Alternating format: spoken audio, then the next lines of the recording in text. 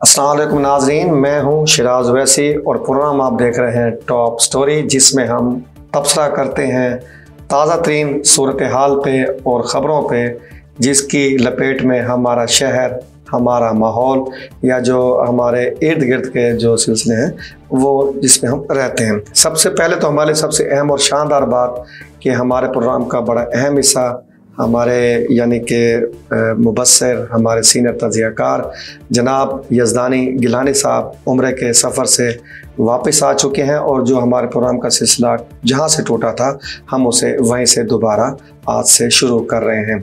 यज़दानी साहब बहुत शुक्रिया। अस्सलाम वालेकुम सर। जी वाले कैसा रहा सर उम्रे का मुक़द्दस सफ़र? अल्हम्दुलिल्लाह बड़ा खूबसूरत और यकीनन वहाँ की फ़िज़ा, वहाँ का माहौल इतना मुअत्तर और नाकाबिले बयान है और परवरदिगार का बेहद शुक्र कि जिसने ये सादत दी, मौका दिया कि अल्लाह ताला ने अपने घर बुलाया और अपना घर दिखाया और अपने महबूब का घर दिखा और उसकी फ़िज़ा को जी ना, उस माहौल को देखने का मौका मिला और क्या बात है। चलो जी, अल्लाह ताला आपको मज़ीद ऐसे मौके दे और हमारे नाज़रीन को भी ऐसे मौक़ों को सरफराज करें। सर प्रोग्राम का आगाज़ करते हैं। आप तो आए वहाँ से, तो आप जब मुल्तान में आए होंगे तो मौसम की सूरत हाल आपको देखने को मिली होगी। जब वो गए थे तो बड़ी गर्मी थी, लेकिन अब मौसम खुनकी है, लेकिन साथ साथ स्मोक, धुआं, माहौल कुछ अजीब अजीब सा, हर दूसरा बंदा आपको बीमार, नज़ला ज़ुकाम का शिकार नज़र आ रहा है। कैसे देखते हैं, आपको कैसा लगा मुल्तान का मौसम? देखिए जी, जैसे कि अभी आप बता रहे हैं कि इस वक्त माहौल की जो सूरत हाल है, मौसम चेंज हो रहा है, उस वक्त हर दूसरा आदमी नज़ला ज़ुकाम, गला ख़राब, डॉक्टरों की चांदी लगी हुई है। ठीक है, बिल्कुल। अच्छा, मसला ये है कि हमारे जितने इदारे माहौलियात का मिसाल एक इदारा है, उसका कुछ चेक एंड बैलेंस नहीं है। जो उसकी ड्यूटीज़ हैं कि जो हमारे गाड़ियाँ हैं, ठीक है ना, जो धुआं छोड़ने वाली गाड़ियाँ हैं वो भी वैसी चल रही हैं। मैं देख रहा था आज रिक्शों के अंदर कोई चेक एंड बैलेंस नहीं है। इसी तरीके से जो भट्टे हमारे हैं ईंटों वाले, ठीक है ना, उसको जिगजैग करने के बजाय वो डायरेक्ट अभी भी चल रहे हैं बेशुमार। कोई चेक ही नहीं है, यानी कोई चेक एंड, हालांकि बड़े अरसे से पॉलिसी है इदारे सर ये, लेकिन उसके बावजूद भी ऐसा नहीं है। अगर आज भी आप जाएँ तो उनकी चिमनियों को देखें, ठीक है ना, भट्टों की, तो वहाँ से काला धुआं भी आपको नजर आएगा। तो ये किसने देखना है? महकमे ने देखना, जारी बात है। अब हर चीज़ तो मरीम नवाज रान ने आके नहीं देखनी ना। कुछ चीज़ें हैं जो मुतलका महकमे बनाए गए, उनके सरबराहान हैं, उनका टीम है, उनका काम है जाकर चेक करना कि मामलात है कहाँ। लेकिन क्योंकि वो हर बंदा ही अपने उसका एक तरीक़ाकार है, ठीक है ना, उसी पे वो लगा हुआ है, अच्छी रिपोर्ट दे रहा है, सब अच्छा है, कोई मसला नहीं है। अभी आप देख लें कि सुबह उठने के बाद जो हालात थे, बच्चे तालीमी इदारों में जा रहे हैं, ठीक है ना, और बीमारी से दो चार हो रहे हैं, जो मोटर बाइक पे चलाने वाले लोग हैं। अच्छा सर, मैं यही आपने बड़ी अच्छी यानी कि पॉइंट वो मेंशन किया है कि खासकर जो हमारा मासूम बच्चे हैं जो स्कूल जाते हैं, देखना सुबह कितने स्मोक की सूरत हाल है। महकमा माहौलियात जो हमारे यानी कि नई नस्ल है उसको किस तरह के मुश्किल सूरत हाल का सामना करना पड़ रहा है, यानी मासूम फूलों का भी कुछ ख्याल नहीं। सर बात क्या है, ख्याल क्या है, देखें ना, बच्चे मोटरसाइकिल पे वालिदैन बिठाते हैं आगे, ठीक है ना, पहले, और उनको लेके जा रहे हैं जिससे वो मुतासर हो रहे हैं। पहली बात तो ये है कि इसको छोटे बच्चों को आगे ना बिठाया जाए, ठीक है, मैं मशवरा दूंगा, और हेलमेट इस्तेमाल किया जाए, ठीक है। दूसरी बात ये कि बच्चे पीछे बिठाए जाएं ताकि वो उसकी डायरेक्ट दूसरे हवा ना पड़े उन्हें। दूसरी बात ये है कि ये जो चीज़ें हैं, अब ज़ाहिर बात तालीमी इदारों में तो बच्चों ने जाना ही जाना है, बिल्कुल, ठीक है ना, आप उसको रोक नहीं सकते, तालीम को रोक नहीं सकते। अब बच्चे बीमार हो रहे हैं, उसका नुकसान वालिदैन पे आ रहा है, डॉक्टर की भारी फीसें अदा कर रहे हैं, घर का माहौल ख़राब हो रहा है, घर का सरबरा बीमार हो रहा है और दीगर। तो ये चीज़ें क्या हैं, किसी भी अच्छे मुल्क में, किसी भी अच्छे शहर में ऐसा नहीं होता। आप उसके तमाम माहौल चेंज होने से पहले मामलात को देखते हैं, ठीक है ना, कौन कौन तैयारी करके रखते हैं, तैयारी करते हैं, कौन कौन सा इदारा, कौन कौन सा माहौलियात के लिए नुकसानदेह है, उनको कैसे चलाना है, क्या तरीका चेक एंड बैलेंस, यहाँ शुतर बेमुहार चल रहा है, सिस्टम चल रहा है, ठीक है ना। और रही कई कसर है जो हमारे डॉक्टर हजरात हैं, ठीक है ना, जब आप उनके पास जाते हैं तो फिर वो ज़ाहिर बात है उनकी कोशिश होती है कि इनकी जेबें हर सूरत इनकी खाली कर लें, ठीक है। अब जो ताज़ी करने वाला आदमी है, गरीब आदमी है, वो कहाँ जाएगा, ठीक है ना। तो वो ज़ाहिर बात है कि वो अताइयों के हत्थे चढ़ेगा, अताइयों की भी मुझे लग गई, डॉक्टरों की भी मुझे लग गई, फंस गया बेचारा गरीब, ठीक है ना। अब वो ज़ाहिर बात है अगर बड़े डॉक्टर के पास जा रहा है तो उसकी फीस नहीं है, अताई के पास जा रहा है तो जल्दी सेहत खराब भी हो रही है और वो मामला भी उसके पैसे जा रहे हैं। तो इसलिए ये सारी चीज़ें। अच्छा, फिर वो घर का माहौल ख़राब हो रहा है, बजट ख़राब हो गया। बिल्कुल ऐसे कई मामला हैं जिस इसको लेकर देखे जा सकते हैं।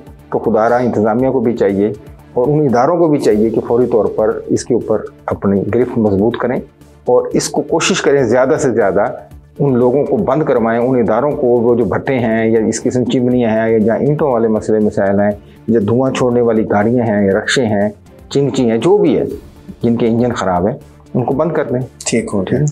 अच्छा सर, इसकी गिरफ्त से अभी निकले नहीं हम, मौसमी असरात से, स्मोक से। डेंगू एक मोहल्लक बीमारी, उसके वार बड़ी शिद्दत से जारी हैं। एक जो प्राइवेट इदारों के सर्वे या सहाफ़ियों के मुताबिक मुल्तान के हर दूसरे घर में कोई ना कोई बंदा डेंगू का शिकार है। तो अब ये देखें ना, डेंगू पॉलिसी 10 साल से नाफिजुल अमल है, इसके लिए बाकायदा वर्क फोर्स भर्ती की गई, लेकिन फिर भी डेंगू के स्प्रे कौन कर रहे हैं सर? स्वीपर्स कर रहे हैं, चौकीदार कर रहे हैं। अच्छा, आवाम चीख रही है, शोर कर रही है, लेकिन जो महकमा हेल्थ है या उसके अफसरान है वो तो लगता है जैसे आंखें मुदे पड़े हैं। क्या कहेंगे सर, क्यों गफलत दिखा रहे हैं? ये तो जानलेवा मर्ज है ना, इस पर तो डॉक्टर भी कुछ नहीं कर सकता, टेस्ट कराए, ये तो बड़ा महंगा इलाज है। देखिए, बात ये है कि जैसे अभी आप फरमा रहे थे कि ये मौसम जब चेंज होता है तो ये मामला सारे उठते हैं। बिल्कुल ठीक है ना। अब मुझे बताएं कि महकमा सेहत वाले कहाँ हैं? बिल्कुल उनको नहीं पता कि हमारी क्या जिम्मेदारियां हैं। आने अब मलेरिया आएगा, अब डेंगू आएगा, अब दीगर टाइफाइड होगा, जो भी मामला चलेंगे, ठीक है ना। लेकिन उन्होंने इसके ऊपर कोई होमवर्क नहीं किया हुआ, कोई मामला नहीं है। जब देखा कि अस्पतालों में रश बढ़ गया, डेंगू की शिद्दत में लोग मरीज में मुब्तला हो रहे हैं और दीगर मामला, तो वो आगे उन्होंने वही आपने पास सीपर के जरिए एक स्प्रे करा दिया। हाँ जी। पता नहीं वो स्प्रे सही है कि नहीं। और मुझे ये भी पता चल रहा है कि वो उसमें वो मामला दवाई की मिकदार कितनी डालनी है, कम डालनी है, सारी बात सीपर को क्या पता। सुपरवाइजर कोई साथ नहीं है, कोई अफसर साथ नहीं है, मुतलका कोई बंदा साथ नहीं है, DHO साथ नहीं है, डिप्टी DHO साथ नहीं है, कोई ड्रग इंस्पेक्टर बैठे हैं अपने AC कमरों में बरजमा होकर। तो ये फील्ड में निकले, इनको देखें, चेक एंड बैलेंस करें, कौन से इलाके में ये ज़्यादा रिपोर्ट आ रही है, क्यों आ रही है, पानी कहाँ खड़ा हुआ है, ठीक है ना। जाए कि टायर ऊपर लोगों के टायर घरों में पड़े हैं, टायर जो दुकानें बेचने वाले टायर हैं, इनके टायरों के अंदर डेंगू है, ठीक है ना। तो ये देखें, लेकिन कोई देखने वाला नहीं, बस ठीक है, सब कोई पुरसाने हाल नहीं है सर। पुरसाने हाल ये है कि तमाम महकमों के किसी जो इस किस्म की जो बंदे हैं, अफसरान हैं, जब उनकी रिपोर्ट आती है कि ठीक है जी डेंगू मुल्तान में, डेंगू साहिवाल में, खानेवाल में, रहीम किसी भी शहर में उसकी रिपोर्ट आती है कि महाना कि जी ये बड़े, मैं कहता हूँ उसको फौरी तौर पर नौकरी से डिसमिस कर दें कि आपने इसकी तदारक के लिए क्या किया, आपने क्या प्लानिंग की है। अगर आपकी प्लानिंग होती तो ये डेंगू की रिपोर्ट या इसकी प्रोग्रेस इतनी हाई ना जाती। बिल्कुल ऐसे, ठीक है ना। अब ये सूरत हाल ये है कि गवर्नमेंट के अस्पतालों में रश है, प्राइवेट अस्पतालों की चांदी लगी हुई है। मैं कहता हूँ भी बंदा जाए तो जाए सर, लैब्स की चांदी लगी हुई है, लैब की चांदी लगी हुई है, ठीक है ना। डॉक्टर के पास आप जाते हैं कि डॉक्टर साहब मुझे 5 दिन से बुखार नहीं उतर रहा, वो दवाइयाँ दे रहा है आपको टीके शीके, लेकिन वो फौरी तौर पे वो कहता है ये टेस्ट कराएं। अच्छा डॉक्टर साहब, मैंने 1-2 लैब्स के बाद देखा जहाँ लिखा हुआ था कि पहले आप डेंगू का टेस्ट नहीं होगा, पहले CBC टेस्ट करवाएं, उसके 15 दिन बाद फिर दोबारा CBC टेस्ट होगा, फिर हम डेंगू टेस्ट करेंगे। यानी कि अब CBC टेस्ट का डेंगू के टेस्ट से क्या ताल्लुक है? लूट मार का जरिया देखें आप, कंट्रोल ब्लड टेस्ट होता है। बिल्कुल ऐसे ही है। उसकी बात यह है कि वो मकसद तो ये है ना कि किसी न किसी तरीके से इसको लंबा करना है। ऐसे ही आप डायरेक्ट भी डेंगू का टेस्ट करवा सकते हैं, कोई मसला नहीं है। कई लैब तो इसमें भी डंडी मार रही हैं। अच्छा, ठीक है ना। उनके पास जो डॉक्टर्स हैं वो अवेलेबल ही नहीं, टेक्नीशियन बैठाए हुए हैं, ठीक है। ऐसी बेशुमार मुल्तान में लैब्स हैं जिनके ऊपर टेक्नीशियन काम कर रहे हैं, जिनकी वो अहल ही नहीं इस काबिल, ठीक है, डेंगू टेस्ट करने के। वो भी सिर्फ पैसे ले रहे हैं, कोई प्रोफेसर डॉक्टर नहीं, कोई भी नहीं वहाँ पे, ठीक है। तो ये चीज़ें हैं जिसकी वजह से ये इतने मामला बढ़ रहे हैं, ठीक है। खासकर महकमा हेल्थ की अगर देखें आप, नाअहली, वो तो चीख के रो रही है, अपना आवाज़ें निकाल रही है कि जनाब कोई मेरा पुरसाने हाल नहीं है, मैं क्या करूँ, ठीक है ना। तो जो हमारे CO हेल्थ हैं वो कहाँ हैं, DHO कहाँ हैं, डिप्टी DHO कहाँ हैं, ड्रग इंस्पेक्टर कहाँ हैं? ये माल बनाने के लिए सिर्फ बैठे हैं कि सिर्फ माल बनाना है। इनको आवाम की सेहत से, बच्चों की सेहत से, ख़वातीन की सेहत से, टीचर की सेहत से, ठीक है ना, और लोगों की सेहत से कोई सरोकार नहीं है। इनको तो इसलिए बैठाया गया था कि आवाम की सेहत का आपने ख्याल रखना। इन्हें सिर्फ अपनी सेहत का पता है, ठीक है ना, बाकी सेहत का नहीं। तो अगर आप इस किस्म की कार्रवाई करेंगे तो फिर अवामुन नास में गुस्सा भी आएगा, मसले मसाइल भी बढ़ेंगे। फिर जो है ना, तो हुकूमत की जो आपको फंड दिए गए, मामला दिए गए, आपको गाड़ियाँ दी गई, आपको वैक्सीन दी गई, वो कहाँ है भाई? ये घर से तो नहीं स्प्रे हो रहे ना, आखिर हुकूमत ने कुछ अरेंज किया, फंड किया होगा, कुछ चीज़ें दी होंगी, ठीक है ना, कि किस मोहल्लों में करना है, कैसे करना है, क्या तरीकाकार है, उसको पहले आपने उसकी पूरी फिजिबिलिटी बनाई होगी ना। वो फिजिबिलिटी कहाँ है? कोई नज़र नहीं आ रही, ठीक है ना। अच्छा, फिर कोई जवाबदेही कुछ करे या पूछ करे, यानी सहाफ़ी हजरात या कोई भी, तो उल्टा उसको मुस्बत रद्द-ए-बदल नहीं, उसको मनफी लिया जाता है, ठीक है, बात लिया जाता है उसको। इसलिए ना कि अब मामला इस तरफ चले गए हैं कि हर आदमी समझता है कि मैं जवाबदेह नहीं हूँ। अगर जब हर आदमी ये समझने लग जाए कि मुझे इत्मीनान हासिल है कि मुझसे कोई नहीं पूछ सकता, मैं बेहतर कर रहा हूँ, मैं करूँ ना करूँ, आप कौन होते हैं पूछने वाले, तो फिर माशरे में इस किस्म की बेचैनियाँ पैदा होती हैं। अगर हर आदमी ये कहे कि मैं जवाबदेह हूँ, चाहे वो इमाम मस्जिद हो, चाहे वो स्कूल का टीचर हो, चाहे वो सहाफ़ी हो, चाहे वो कोई भी पब्लिक ऑफिसर हो, चाहे वो DC हो, कमिश्नर हो, वासा का हो, MDA का हो, तो फिर मैं जवाबदेह हूँ, आप मुझसे पूछ सकते हैं, तो फिर माशरे में बेहतरी आती है, ठीक है। लेकिन क्योंकि ट्रैफिक वाला कह रहा है मैं कौन जवाब दूँ, ठीक है ना। दुकानदार कहता है मैं आपको क्यों बताऊँ किस रेट चीनी आ रही है, लेनी है लो, नहीं तो ना जाओ। तो हर बंदे का अपना एक तरीक़ाकार है। हर बंदा जो है ना वो इस तरह सुना चाह रहा है कि मुझसे पूछा मत जाए, ठीक है ना। और जिस माहौल में या जिस कानून में या जो इस किस्म की रवश पैदा हो जाती है, फिर वहाँ तबाही आती है। अच्छा सर, पूछ गोछ की बात हुई, एक हमारे जनाब इदारे बने महंगाई की रोकथाम के, उनकी भी यही कारकर्दगी है। बंदा बीमारी के अजाब से निकले तो महंगाई का जो वो है ना अज़हा, वो मुँह फोड़े यानी कि नज़र आता है। महंगाई सर ना सब्ज़ी कंट्रोल में, ना गोश्त कंट्रोल में, यानी कि खाने पीने की जो और सर्विस है, यानी कि हर लिहाज से जिसका भी मुख्तलिफ शोबे ज़िंदगी से ताल्लुक़ है हमारी ज़िंदगी का, तमाम तो आउट ऑफ कंट्रोल होती जा रही हैं। तो किधर है ये प्राइस कंट्रोल कमेटियाँ? सर मैं आपको वैसे सब एक बात बताऊं कि मदीना शरीफ में भी और मक्का में भी मैं गया मार्केट में, तो मैंने वहाँ पर सब्ज़ी की दुकानें भी देखी और गोश्त की दुकानें। गोश्त की दुकानों में AC लगे हुए हैं। अच्छा, शीशा लगा हुआ है। यहाँ तो मक्खी जब तक ना, तो गोश्त की दुकान शीशा लगा हुआ है 12 mm का, जैसे हमारे मुकम्मल दरवाजे हैं, अंदर AC लगा हुआ है। क्या माहौल है, ठीक है ना। साफ़ सुथरे बंदे कसाई बैठे हुए हैं, और जहाँ से आप गोश्त मांगे वहाँ मक्खी का नामो निशान है। मैंने मच्छर नहीं देखा, मक्खी है, ठीक है ना, कोई मच्छर नहीं है, कोई चीज़ नहीं है। सफाई इतनी है कि नाकाबिल दिल करता है कि यहीं बैठ के खा लो। अच्छा, कोई स्मेल, जाहिर बात है आप इतनी सफाई, इतनी उसकी साफ़ सुथराई करेंगे। इसी तरीके से सब्जियों की पैकिंग, एक आधा किलो की लहदा है, पाइया की लहदा है, किलो की लहदा, इससे ऊपर सलाम अलैकुम। साफ़ सुथरा माहौल है, बिल्कुल ऐसे बैठे हुए कि जैसे जनरल स्टोर खोला हुआ है, ठीक है ना। उनको बकाला कहते हैं, बकाले के ऊपर हर चीज़ अवेलेबल है। तो मुझे बताएं कि अगर वो लोग कर सकते हैं तो मेरा कसाई तो ऐसे गंद में बैठा है, वहीं ओजड़ी पड़ी हुई है, वहीं मक्खियाँ बिन बना रही हैं, वहीं कलेजी उसने रखी हुई है, वहीं गोश्त उसने टंगा हुआ है, वहीं उसने गंदा कपड़ा रखा हुआ खून वाला, खून आलूदा, जिसे साफ कर रहा है, ठीक है ना। वहाँ तो मैं कह रहा हूँ वो उसने काटन का, जो मैंने देख रहा था, मैं गया अंदर, उसने गोश्त के ऊपर मारने का फ़ौरन डस्टबिन पार पड़ा, उसके ऊपर हाथ रखा, पाँव रखा बंदे ने, वो खुला और ठक करके अंदर कमाल, वो कपड़ा ही उसने फेंक दिया। हम तो 6-6 महीने वो कपड़े नहीं चेंज करते, फेंकते कसाई एक ही कपड़े का इस्तेमाल करता है। उसने फौरन उसी से गोश्त साफ हो रहा है, उसे छुरियां साफ हो रही है, उसे हाथ साफ हो रहा है। उसने गोश्त काटा, उसमें जनाब पानी रखा हुआ है नीम गर्म, ठीक है ना, उसमें छुरी डाल दी, दूसरी छुरी निकाल ली, उससे बनाया, दूसरी रख दी, तीसरी निकाल ली, 6-6 छुरियां पड़ी हैं और वो साफ हो रही हैं। हमारा तो सुबह से लेकर 6 दिन पता नहीं वो धोते नहीं उस चीज़ को, साफ ही नहीं करते। अब मुझे बताएं, जहाँ इतनी सफाई हो, इतना ख्याल रखा जाए, ठीक है ना, तो मुझे बताएं कि वहाँ स्मेल कहाँ होगी, वहाँ सब, तो क्या यहाँ नहीं हो सकता? यहाँ भी इम्प्लीमेंट हो सकता है, ठीक है। तो अगर आप इस्लामाबाद की दुकानें देखें कभी जाकर, वहाँ अच्छी दुकानें हैं कसाइयों की, दूसरे तरीके, क्यों कि एलीट क्लास है।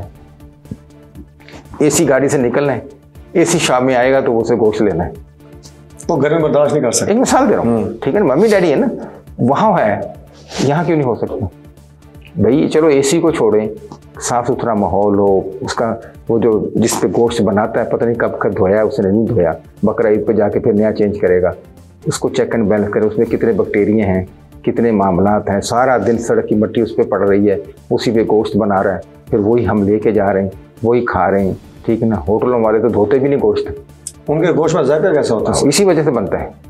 हाँ, उनके गोश्त में जायका हकीकत में, मैंने एक गोश्त वाले होटल वाले को कहा, जो मुझे ये तजर्बा हुआ, हमने किसी ने क्या कला के हमें वर्गला के हमसे होटल बनवा लिया, हमने होटल बना लिया। उसके बातों में आके भी इसमें बहुत बचत है, ये वो। फिर मैंने कहा चलो, जब होटल बनाया तो हमने उससे कहा कि भाई निहारी बनानी है, ठीक है जी, निहारी उसने बनाई। तो जब वो गोश्त लाए तो मैंने कहा, उसने कहा धोते नहीं है, ये बेजायका हो जाएगा। खुदा की कसम। क्या मतलब धोते नहीं है इसको? कहते नहीं जी गोश्त ऐसे डलता है। सर आलू छिलके के साथ डले होते हैं हमारी सब्जियों में, तो इसलिए यहाँ कोई चेक एंड बैलेंस नहीं है। जो महकमे जिन्होंने कंट्रोल करना, देखिए प्याज 120 पे जा रहा है, ऐसे ही आलू 80 रुपए किलो है। और भाई चंद दिनों में आलू कहाँ चला गया? ठीक है, खुदा का खौफ करो। प्याज तो अब नीचे आया सर, ये तो 200 को क्रॉस कर रहा था। टमाटर कहाँ चले गए? मैं सुनकर अभी आया हूँ, टमाटर 500 से अब नीचे आया है। वो कह रहे जी 500-600 पे, 500-600 पे पहुंच गया था। चले गए, ठीक है।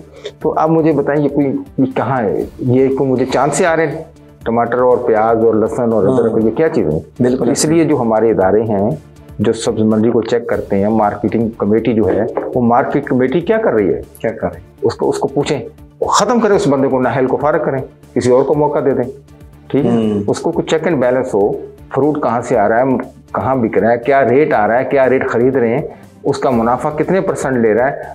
लाने वाला जो है ना, वो 20 रुपये ला के 100 रुपये किलो बेच रहा है, देखे ना, प्रॉफिट रेशो उसके देखें कहाँ है। ऐसे ही है।